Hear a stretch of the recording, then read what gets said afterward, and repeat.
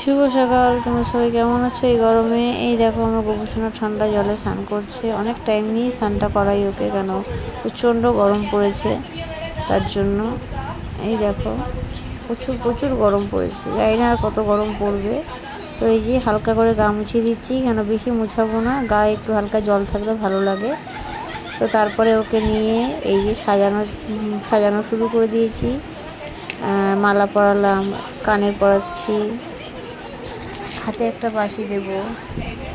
কানের পরানো হয়ে গেছে, হাতে একটা বাঁশি দেব। এবার ভাবছিলাম জামা পরাবো কি পরাবো না, দোনো করছিলাম।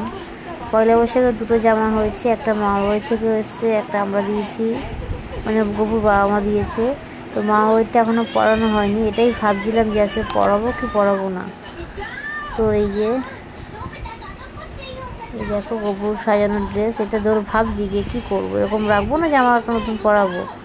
তো তারপরে দেখো জামা পরিয়ে ফেললাম, পরিয়ে আবার নতুন করে সব পরিয়ে দিয়ে এই যে ফুল দিয়ে গোপুসোনাকে সাজিয়ে দিলাম। নতুন জামা থাকবে ঘরে, আর গোপুসোনা পরবে না তা কি হয়, তাই মনে করে পরিয়েই ফেললাম। এই যে গোপুসোনা হয়ে গেছে সাজানো, এবার গোপুসোনাকে খেতে দেবো।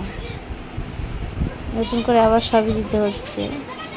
আর গোপুসোনার পুজো তুলসী না ছাড়া তো হবেই না একদমই।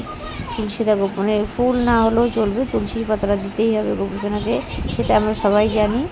তো এই যে গোপুসোনার ফাইনাল লুক, এই যে কেমন লাগছে দেখো। আর নতুন জামার কালারটা কেমন হচ্ছে সবাই কমেন্ট করে বলো।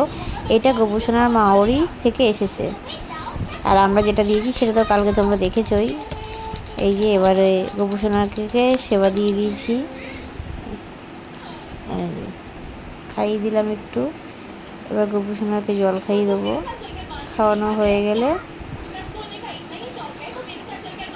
গোপুসোনা এবারে খেয়ে দিয়ে গোপুসোনাকে দুপুরে আবার শোয়ান দিতে হবে। তো এই দেখো আরতি চলছে গোপুসোনার। এইটা আমার ছোট্ট একটা ঠাকুর ঘর, যেভাবে জায়গা যেরকম জায়গা সেইভাবে দেওয়ার চেষ্টা করি।